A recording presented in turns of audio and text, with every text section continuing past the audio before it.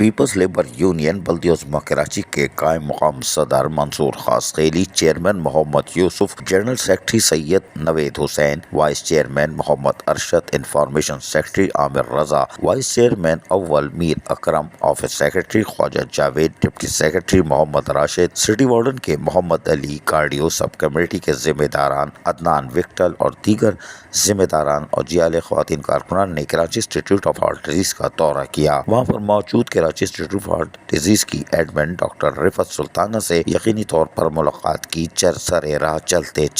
کیونکہ وہ ان کو کسی جگہ کام سے جانا تھا۔ تاہم اس دوران ملاقات کے دوران پیپلز لیبر یونین بلدیہ عظمیٰ کراچی کے قائم مقام صدر منصور خاصقیلی،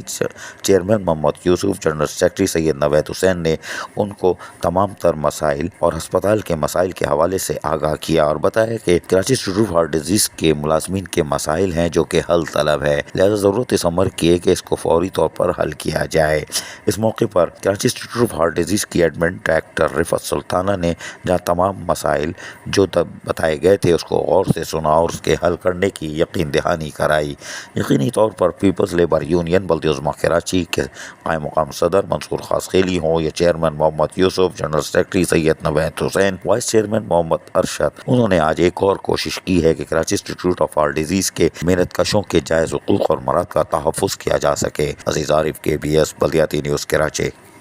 ایسی ہی خوبصورت ویڈیوز فیوچر میں حاصل کرنے کے لیے ریڈ بٹن پر کلک کر کے اور بیل آئیکن کو پریس کر کے ہم سب کے سبسکرائبر بننا مت بھولیے۔